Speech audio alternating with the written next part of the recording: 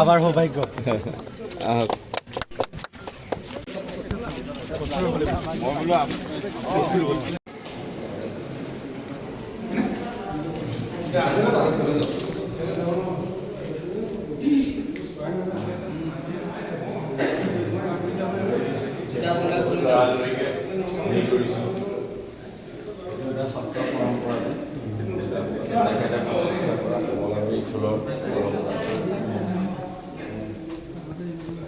মানে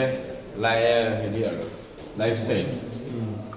কেনেকৈ আছে থাকে কি কৰে ভাল নহয় এতিয়া মিটিঙত থাকিব ভালনে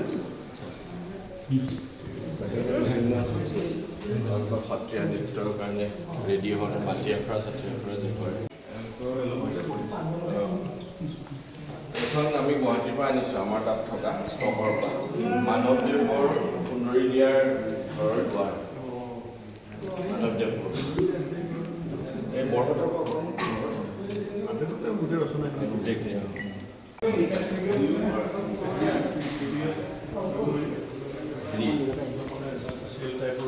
নাই আমি এতিয়া ৰাখিছোঁ আজি সেইকাৰণে মই SSG গ্ৰুপবিলাক মাতিছোঁ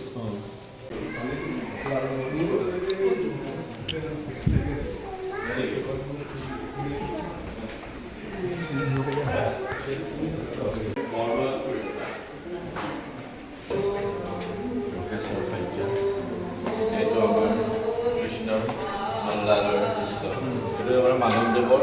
ঝুমুৰাৰ পৰা লোৱা হৈছিলে এইটো শংকৰদেৱৰ ৰামবিজুৰ পৰা লোৱা হৈছে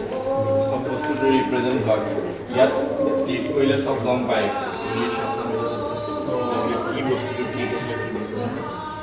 কি অক্সিজেন চব গম আৰু এইটো সত্ৰীয়া যিটো মাটি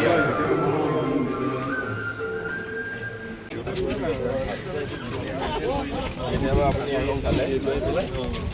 না আৱেগ এইকাৰণেই যে এটা আধৰুৱা সপোনত মই বিহপুৰীয়াক ৰাজনৈতিকভাৱে এৰি থৈ যাবলগীয়া হৈছিলে কাৰণ কলাক্ষেত্ৰখনৰ বঁটাটো আৰম্ভ কৰাৰ পিছত আমি যেতিয়া নিৰ্বাচনত হাৰিলোঁ তাৰপিছত সপোন আধৰুৱা হ'ব বুলি ভাবিছিলোঁ আৰু আজি যেতিয়া নিজে আকৌ ইয়াত বিধায়ক হৈ পেলাই আহিছোঁ তেতিয়াহ'লে মই দেখিছোঁ 100% নহ'লেও আমি ক'ব পাৰোঁ যে 80% বা 90% সপোন আজি বাস্তৱিত হৈছে আৰু যিখিনি কাম আছে দুগৰাকী অতি সুদক্ষ ব্যক্তিক মুখ্যমন্ত্ৰীয়ে এই থানখনৰ পৰিচালনাৰ দায়িত্ব দিছে আমাৰ বিশিষ্ট চলচ্চিত্ৰ অভিনেতা প্ৰাঞ্জল শইকীয়া ডাঙৰীয়া উপসভাপতি সুদৰ্শন ঠাকুৰীয়া ডাঙৰীয়া সচিব দুইজনৰে অভিজ্ঞতাৰ গাম্ভীৰ্যৰ বৈচিত্ৰ্য আছে আমি আশা কৰিম যে তেওঁলোকৰ তত্ত্বাৱধানত মুখ্যমন্ত্ৰীৰ নেতৃত্বত আমি যিখিনি কাম বাকী আছে সেইখিনি সম্পূৰ্ণ কৰিম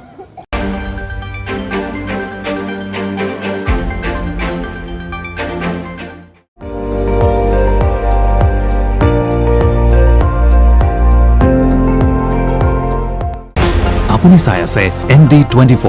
সৰ্বশ্ৰেষ্ঠ নহয় সৰ্বোত্তমৰ দৌৰত